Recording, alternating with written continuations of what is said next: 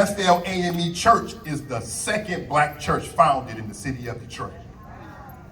It is a part of the first black denomination in the United States, which is the African Methodist Episcopal Church.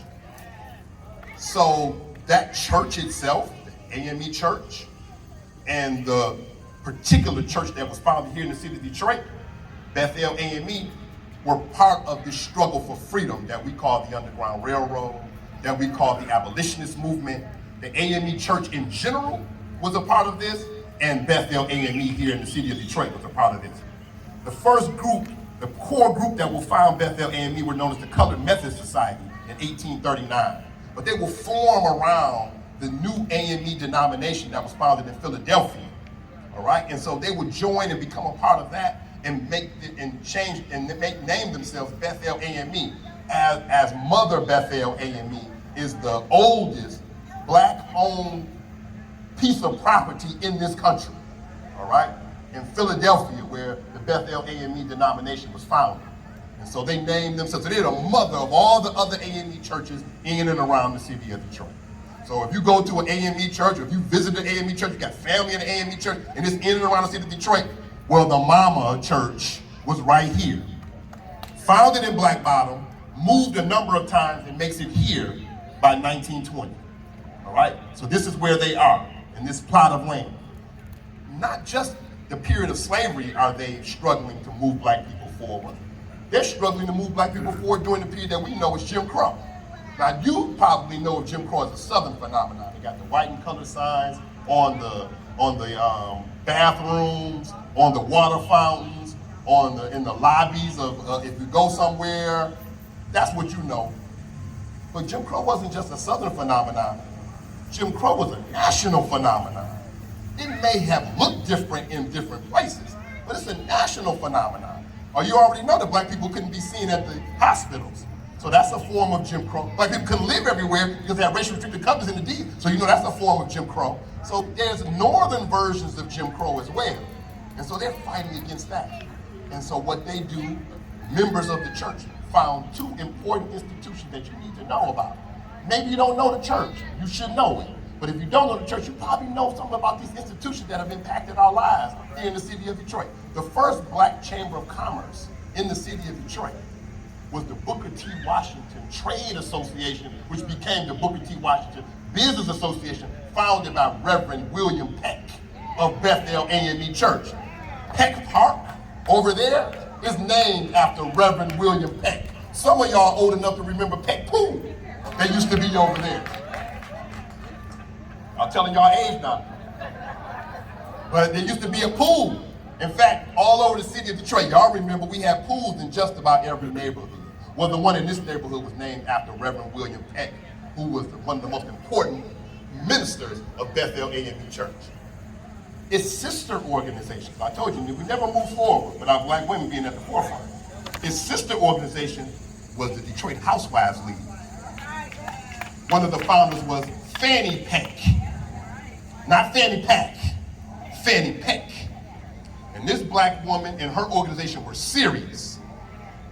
We know about the Montgomery bus boycott in 1955, but wait, decades before that, these black women were leading, they didn't call them boycotts, they called them strategic buying campaigns. That means you don't buy at the racist businesses, and they would direct you to a black-owned business, and if not that, a non-racist business that you can get the same product from. So not only just don't go to this one, we're gonna tell you where you need to go.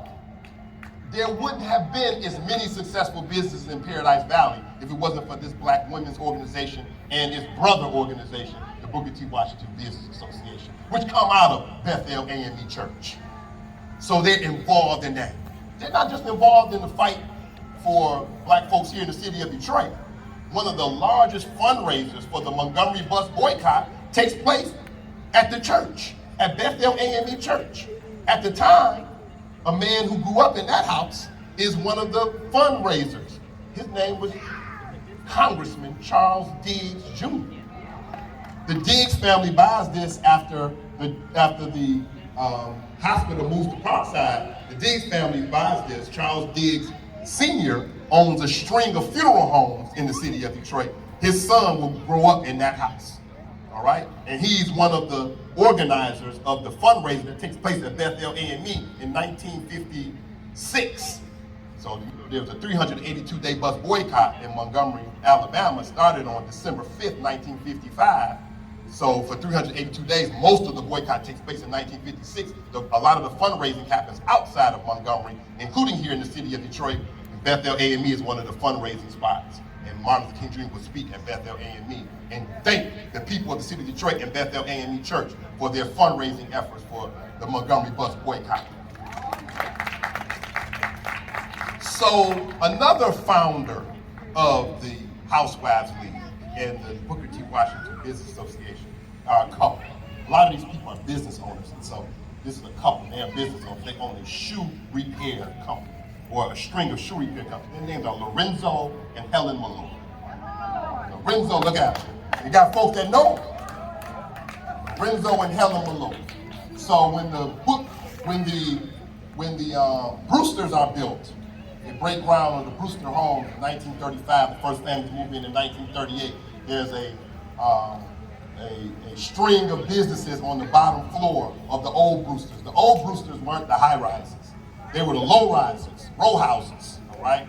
And so on Hastings, the same block as the Brewster Recreation Center is a string of businesses, storefronts. And one of them is the Malloy's shoe shop, all right? And it's a girl that keeps coming in there. Her parents are never with her, and they take her in, basically. They do what I call a gangster adoption. Y'all know what a gangster adoption is. Y'all might have different names for it, but y'all know what a gangster adoption is. It's when somebody close to the family or in the family takes that baby as their own and raises her as their own without going to court, without doing all of that. Everybody understands in the family that this is what we do, all right? And so they take that 12-year-old in, they raise her as their own. They send her to Northern High School where she graduates in 1952. They send her down south to Tuskegee Institute where she's in nursing school. She don't like Tuskegee, Alabama in the 1950s because once you step off of Tuskegee's campus, you in Alabama in the 1950s. So she transfers to New York, to Brooklyn, and goes to the Brooklyn School of Nursing. There, she meets a minister. They start courting, and he asks her hand in marriage, and she says yes. The woman was Betty Dean Sanders, but you know her as Betty Shabazz. And the man she married, of course, is Malcolm X. All right? She comes out of Bethel AME Church. All right? Before she was a Muslim, she was a Methodist. So this history, we're in this historic place. All of this history is surrounding us. It's engulfing us. We have to take it in so that we can move forward with the history intact. The African concept is called Sankofa. And Sankofa means you cannot move forward until you know your past. Go back and fetch it. That means you gotta know this history before you can move forward. Don't be talking about development and you're not talking about what was here before you start doing your development. And what was here was black men, black women, black businesses, a black church, a black hospital, a black music school. Black excellence was here. And that's what we want to see continue today. Thank you for listening, everybody.